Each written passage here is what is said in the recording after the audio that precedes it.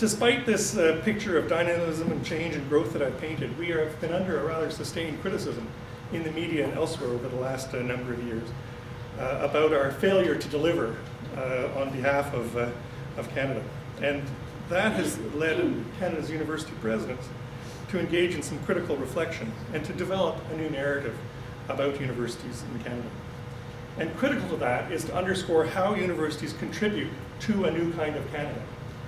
It's about how universities transform individuals, communities, and nations and open us to larger worlds. And it shows how universities are both laboratories of change and incubators of resilience. Critical to all of this is deep engagement and interaction with the broader community. So again, I'm so pleased to see Guelph once again at the forefront of thinking through some bold new initiatives and some radical new thinking. Let me turn to a little bit of my background around civil society. And as was described, I've worked in a number of places, whether it's in the book publishing and cultural industries, whether it's with WUSC and my international engagements. Let me first of all provide some suggestions, and I'm really taking from Alistair's presentation that we need to think as broadly as possible about civil society. We're not just talking about one part of it. We need to keep our minds and programs open to the broadest possible understanding and definition of civil society. And I think it's critically important to look at how local, national, and international concepts of civil society weave together, and the universities have an opportunity to tighten that weave. For those that aren't aware, and just having said think broadly, I'll just give you one small snapshot of civil society in Canada, which is the work of registered charities.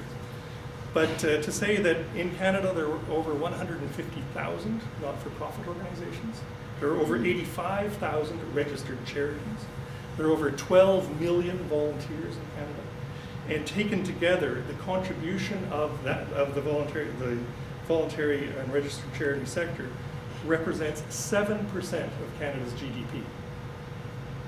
That's actually bigger than the auto sector, but we never think of that. Moreover, it's taking place in communities right across the country, large and small, east and west, rural and urban, anglophone and francophone, new and established. And so the civil society is a broad concept that touches all parts of the Canadian endeavor. So I've asked you to think broadly about civil society. I'll also encourage you to avoid the traps, because so often when we engage in this kind of exercise, and I was for a time involved in what was known as the Voluntary Sector Initiative, and a good chunk of the jostling was about, are we talking about not-for-profits? Are we talking about registered charities? Are we talking about the voluntary sector? Are we talking about the third sector? What about the role of MUSH, municipalities, universities, schools, and hospitals? And we spent all our time worrying about definition and didn't get on with the work that needed to be done. I want to make, just in broad terms, speak to some of the pressures that the NGO sector in particular are facing, and they'll be familiar to many of you. And this, in part, leads to why did I move from leading a World University Service Canada to another organization? It is tiring work. It is hard work. It is.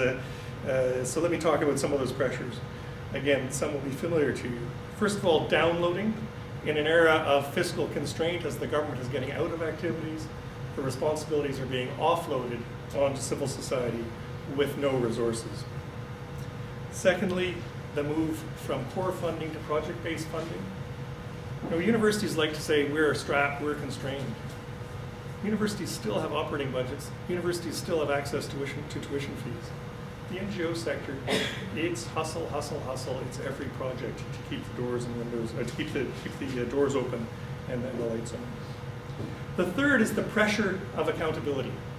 It used to be that people assumed if you were working in civil society, you were doing good things, and that the money would go towards good things. We now have a much higher degree of accountability and a much higher degree of skepticism about the work that we do. So you see front page exposés in the media, explorations of the costs of administration, and somehow we've managed to capture ourselves into a debate about wouldn't the best NGO be one that has a 0% administration cost? Well, where else do you say that you shouldn't actually pay your people properly or develop the resources or use tools effectively? And so the pressures of accountability are extreme, and the sector needs help in thinking about that and how to respond to that. The next challenge would be fragmentation. I mentioned 150,000 not-for-profits, 85,000 registered charities, and more every day. I think we diminish ourselves by becoming driven into micro initiatives. And the final challenge, and I say this particularly to all the students in the room, is a human resources challenge. Nobody ever told me there was a sector called civil society. Nobody ever told me there was a career in doing this kind of work. I fell into it and was very fortunate to find a mentor. But it was about at the age of 35 when that light went on, that this could actually be a full-time career, not just gig to gig. So the sector is facing really significant human resource challenges. And I guess the final trend I would point to, and the universities are certainly living this every day as well, is generational shifts around concepts of volunteering and concepts of giving. So those are some of the problem areas that the civil society sector is facing. Let me offer some very concrete advice as you take off on this new initiative. And I go with love and hate following Alistair, because he puts us right out at the edge and challenges us to think as radically as possible. And I want to encourage you to think as radically as possible, particularly about curriculum design and what the academic program could look like. And to say that this does need to be grounded in academic excellence. It does need serious reflection. This is not just an add-on to an undergraduate program, not just opportunities for students to have real experiences in the civil society sector. But in addition with that academic rigor, I would really make a plea to ensure that any program or initiative that unfolds enables and encourages concrete skills for the students in the room who participate in those experiences. I can't tell you the number of people when I was head of WUSC who would come to me and say, I really want to do development work. I said, okay, well, what can you bring? What can you offer? What can you contribute? And apart from goodwill and enthusiasm, it was not clear what they could offer. Now, I'm not saying you need to have very specific high-end skills in this area. I'm an old school person. You know, show me you can read, think, write, and speak, and I will hire you. But to really think about what the skills are that are required coming out of a undergraduate experience in civil society. The other, and this flies in the face of, I think maybe I am becoming a bit of a crusty myself, Alistair, flies in the face of some of the radical transformation going on with new technology and startups. But I would really encourage people to find links with established organizations, because frankly, a number of established organizations in the Canadian civil society sector are desperately in need of innovation, and they're desperately in need of renewal. But I can't tell you the number of times where you hear about 1 or 2 or 3 person startups that last for 2 or 3 years and then collapse. And they attract, they're like moths to a flame, or fireflies flying around the community. It may do some very good work, but we need some capacity at scale to harness significant change. The third element, and some of you will have heard me at the Hunger Conference last year talk about this, is to ensure that while we encourage and promote and expand the role of civil society, we do find some linkage to existing formal political processes. Now, I don't mean building go-karts and going in parades to support the Just Society, but what I do mean is we have a profound disconnect between the goodwill, the enthusiasm, the desire to see a better world, and the ability to connect with political processes.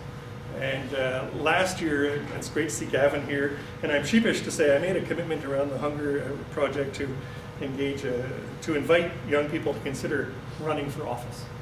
And 10 or 15 people came forward and said they'd like to help, they'd like to be mentored in that, and I will move forward on that, Gavin, I promise.